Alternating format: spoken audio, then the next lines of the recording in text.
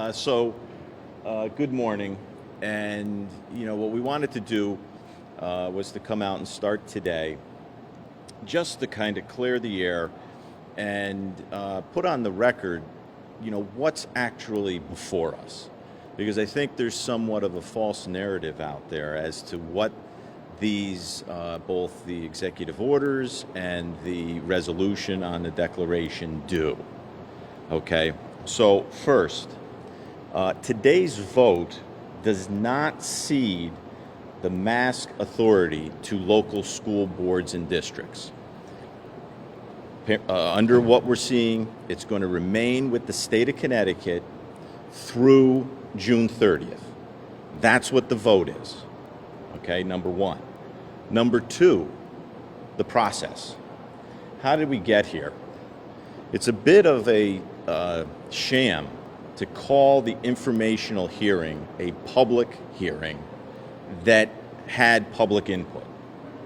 Number one, the bill and the language that we're looking at wasn't even made available to anyone prior to that informational hearing. Basic due process is to be heard at a meaningful time in a meaningful manner. Not having the language to comment is by no means meaningful. It's shooting in the dark. You had 400 people show up via a virtual environment. We only got to about 160. 6 hours is all that was allocated to this, of which the administration and unions, and not all unions, just teacher unions, took 1/3 of the time. So you're looking at about 30% of those that enrolled actually got an opportunity to speak, mindful that almost a quarter of our population had no connectivity to this public hearing. It also did not include all committees of cognizance. While you had mostly members of the Public Health Committee, you didn't have education, you didn't have appropriations, and so the legislators that are uniquely qualified with the, I'm going to say, the experience and knowledge of the issues weren't present at the hearings. We also knew that this day was coming. We started this back in September of 2021. I think we've been mindful, even since March of 2020, that at some point COVID would end, and we hoped that it would end. And so from September till now, we could have been working on these. We knew what the executive orders were. They were pared down, and we could have allowed the public to comment and to get stakeholder involvement. We didn't. And as a result, I think the process that's here to make a deliberative issue the legislation isn't yielded to be as good as it could be. We also hear that this is a move to end the state of emergency. And let's be clear, the resolution extends that point. We are not ending it today. It's being extended through June 30th. And lastly is the whole SNAP benefit ruse. This was an issue that we heard about in June of last year. We heard the chairman of the Senate chair of Appropriations say at that time that SNAP benefits were not going to be in jeopardy. When the General Assembly extended the EOs in September, there was none of this conversation. Okay, but here once again it is back on as if this is a primary issue. The state of New York has negotiated successfully to maintain the maximum amount of SNAP benefits. So you can negotiate. We have a Washington delegation who could negotiate that for us to make sure that this funding stays in place. In fact, in addition to New York, there is Utah, Wisconsin, Oklahoma, Kansas, and Minnesota continue to extend SNAP benefits without the declaration. One thing on the SNAP benefits, I would acknowledge that it's an admission that maybe the economy isn't working as well as it could for all members of our people in the state of Connecticut, but that's another issue for another day. Basically, those are the points that I'd like to just clear up, and if you have questions, we'll take them. Are you frustrated that this is, you get to have this debate second instead of following the House? No, I'm not frustrated in that regard. Somebody's got to take it up first. I mean, whether it's us or downstairs. What I'm frustrated by is the fact that we don't have a true public hearing process that is the hallmark of a legislature in order to make the best policy. We've been living under executive orders for 2 years.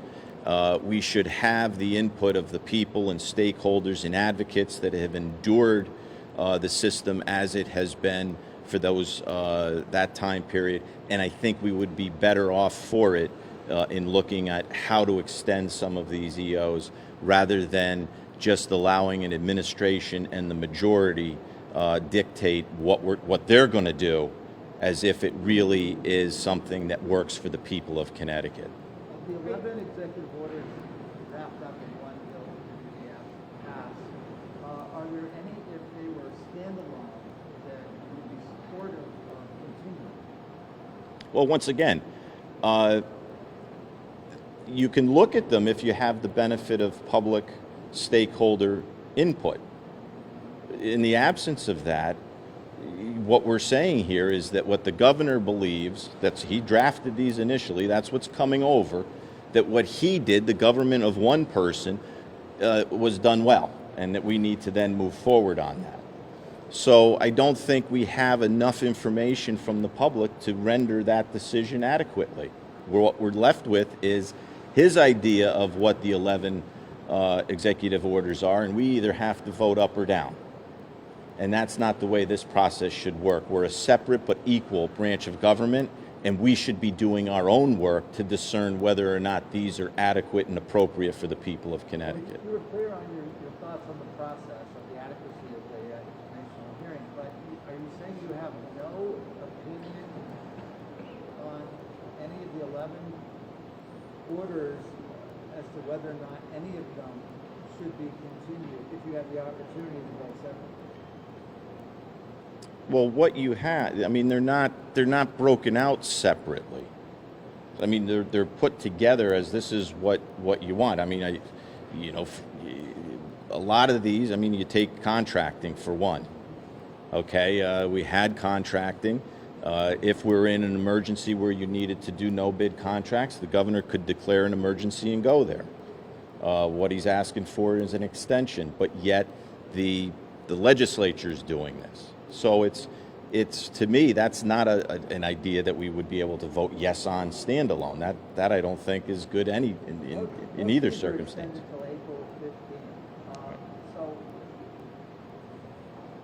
is this really just a fight over whether or not they should go for another 2 months, as opposed to some larger significance of, again, of where Connecticut is psychologically, as the House Minority Leader said, there's a psychological aspect to this. He said 6 months ago, the legislative declaration of emergency to deal with SNAP was something that's acceptable, but now he said that it's too late for that. The state is ready to move on politically, psychologically. So would you address just sort of how important it is that this end now as opposed to on April 15th? Some people, I think, would look at it and say, this is a lot of angst over 2 months. So go ahead. Well, you don't have, like, the problem with the EOs, and I'll use nursing homes as an example. Okay, what they want to do is extend the vaccine or testing negative for visitors to March 15th. 7th. Well, the 7th for workers. Okay, the workers are February 11th. It's going to be extended to the 7th. But visitors after the 15th can walk in. They could be COVID positive. but the employees have to go not only to the 7th, but then that's going to be carried forward to the 14th. These are intertwined, and they're not intertwined well. Matter of fact, they're inconsistent, internally inconsistent. And this is why you can't just unbundle these and say, well, let's just look at them one at a time.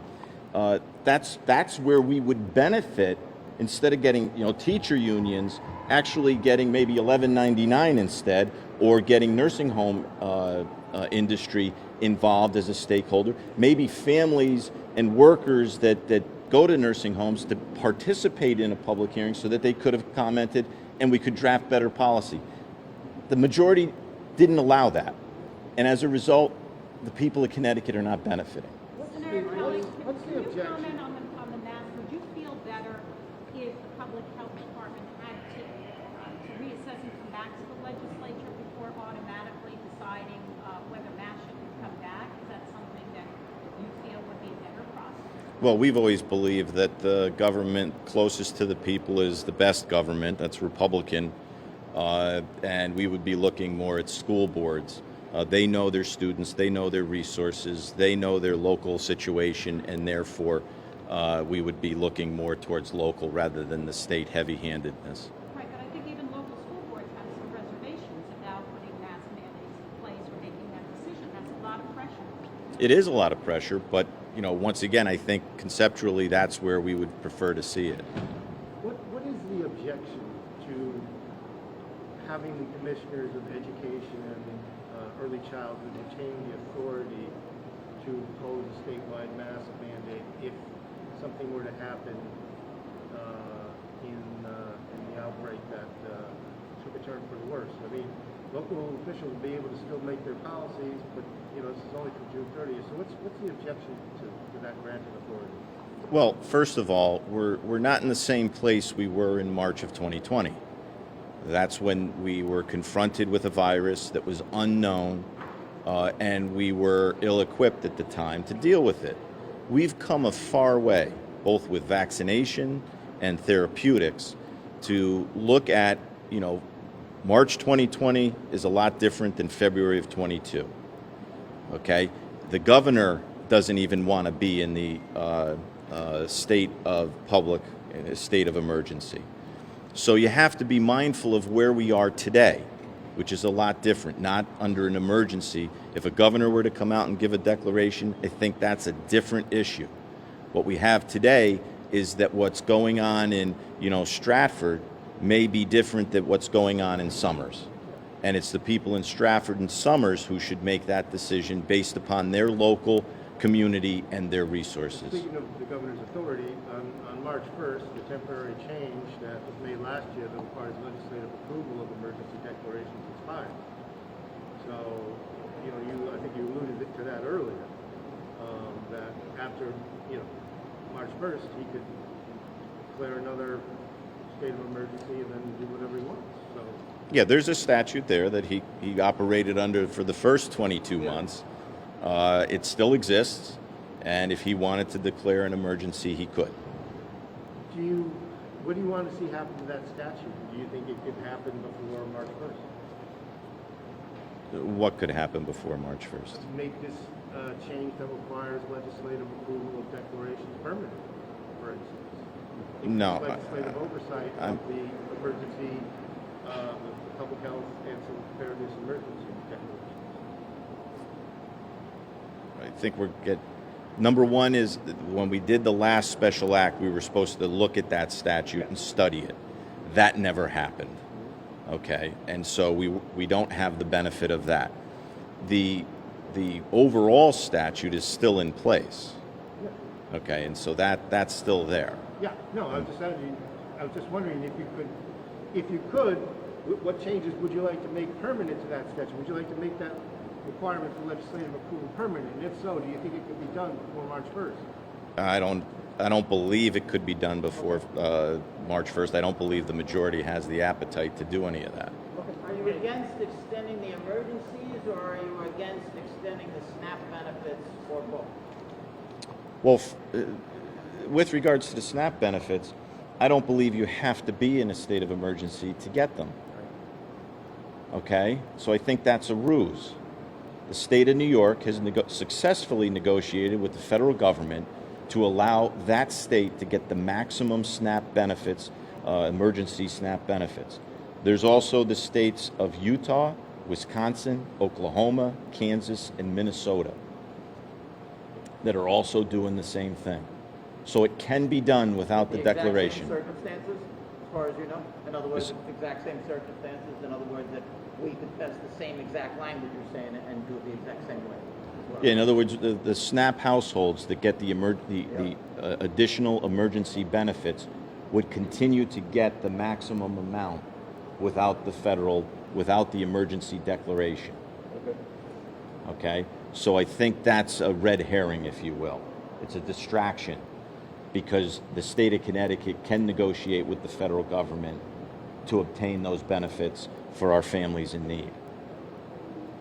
However, they do want to extend these executive they're extending the state of emergency through June 30th. You talked about giving the decision to the school boards. What about giving the decisions directly to the parents of children?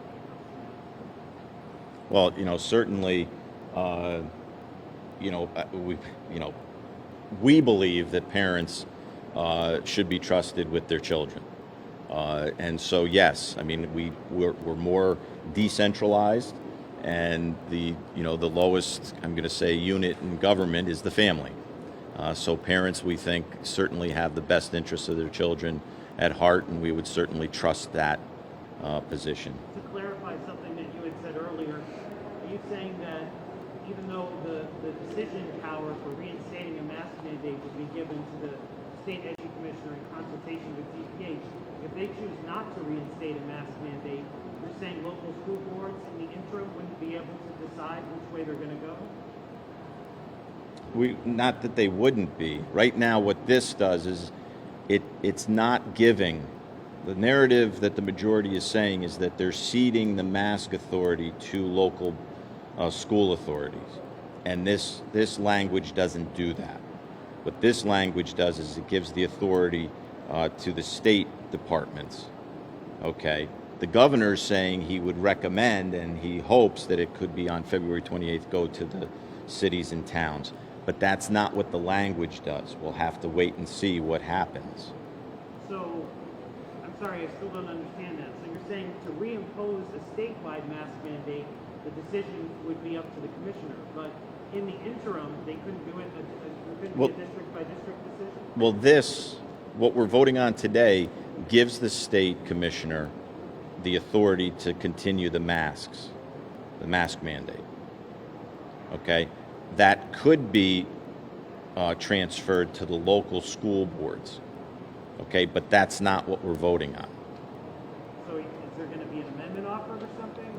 We'll be offering amendments, but what we're looking at today is continuing the mask mandate. That's what the majority is. That's the language. Do you think starting in this way with two heated debates at the start of the session will impact any efforts toward bipartisanship or cooperation on areas, like mental health, where there's agreement to get them through? Look, politics is the marketplace of ideas.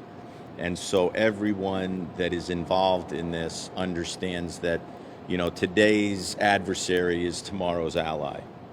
And so while we may disagree on this, there are issues, like you just mentioned, mental health, where we see a commonality and a common interest. And so today we may be in disagreement, but when these other issues come along, I'm certain that there'll be bipartisan support. Senator Kelly, I'd like to know your feelings about the departure of Chief State's Attorney Langelo, the investigation into Diamantis.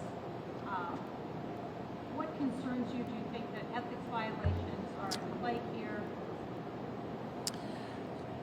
Well, first, I don't have all the information on the investigation, but what I do know is any time that the Federal Bureau of Investigation visits a government agency and starts to ask questions, it's not a good day. We saw that in West Haven when there was alleged mishandling of some of the COVID funds. You're now hearing it with school construction. and obviously going over to a prosecutor's office. So what I think we need to do is to have more transparency, more oversight, more light on the situation. I think we need public hearings. I think we need to get some answers to this so that we can get more information to see exactly what went on. It's only through transparency that we're going to get to the bottom of it.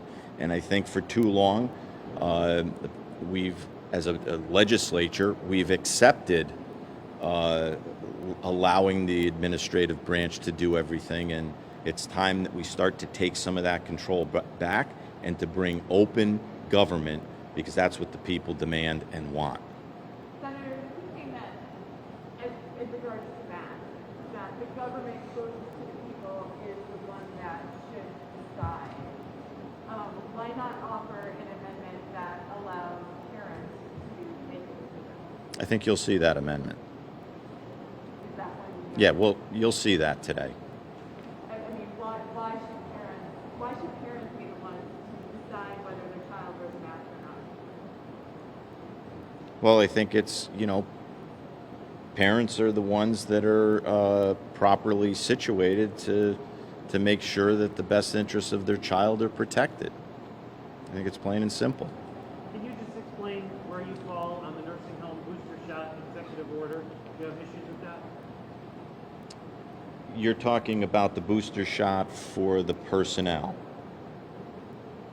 the employees. Yeah, the state hospital and the nursing home. Okay, so here's what we have. We are mindful of what COVID has done to nursing home residents. We're armed with a Mathematica report.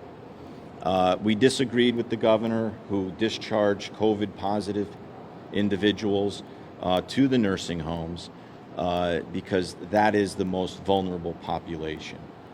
We're also mindful that there are staffing shortages, both because of the market failure of the Medicaid program to adequately reimburse the services that are being provided, okay?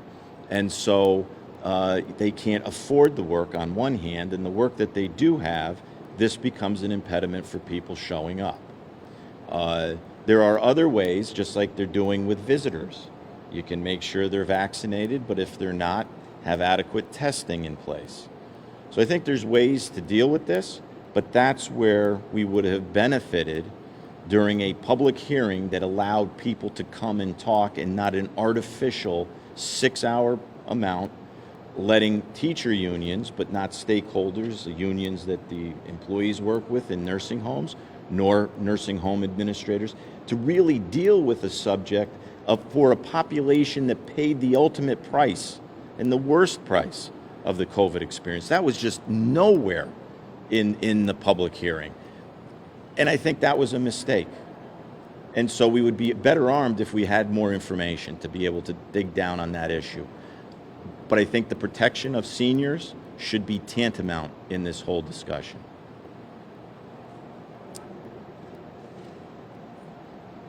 Okay, thank you very much.